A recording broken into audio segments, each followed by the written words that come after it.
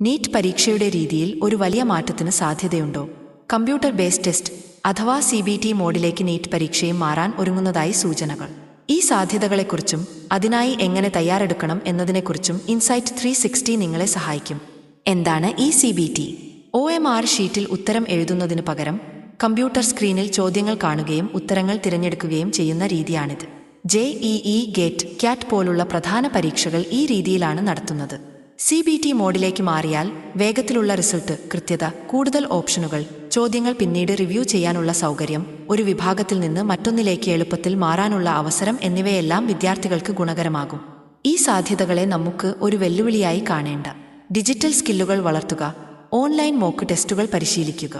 NTA ഔദ്യോഗിക ആപ്ലിക്കേഷനായ അഭ്യാസ് ഉപയോഗിച്ച് നിങ്ങൾ ഇപ്പോൾ തന്നെ പരിശീലനം ആരംഭിക്കുന്നത് നിങ്ങളുടെ സ്കോർ വർദ്ധിപ്പിക്കാൻ സഹായിക്കും. പരീക്ഷയുടെ രീതി മാറിയാലും ഇല്ലെങ്കിലും നിങ്ങളുടെ ലക്ഷ്യം മാറുന്നില്ല. കൃത്യമായ പരിശീലനത്തിലൂടെയും ആത്മവിശ്വാസത്തോടെയും നിങ്ങൾക്ക് നീറ്റ് 2026 നേരിടാം.